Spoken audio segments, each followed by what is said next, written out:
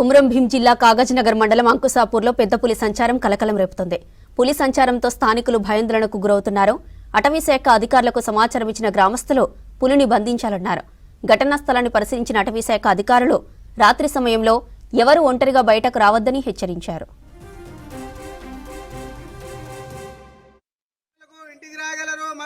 పశువులకు హాని కలిగిన కానీ మన ఫారెస్ట్ ఆఫీసర్లకు చెప్పగలరయ్యో.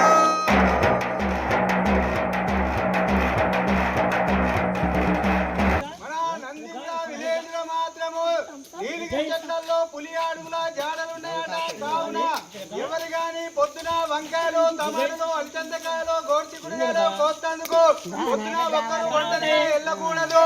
ఎందుకంటే 10 గంటలకు పత్తి ఏరా గుంపులుగా పోయి 4 గంటలకు ఇంటికి రాగలరు. మళ్ళీ ఏంటంటే పశువులకు హాని కలిగిన కానీ మన ఫారెస్ట్ ఆఫీసర్లకు పోయి మీరు వాళ్ళకు ఏదన్నా అప్లికేషన్ ఇచ్చినా కానీ మంచిదే. మళ్ళీ ఏంటంటే పులి వచ్చిందని దానికి ఏమన్నా హానికారాలు మాత్రము చెయ్యకూడదయ్యో. అంకుసాపూర్ ప్రజలకు తెలియజేయనది, మీరు చేన్లలో పోయేటోళ్ళు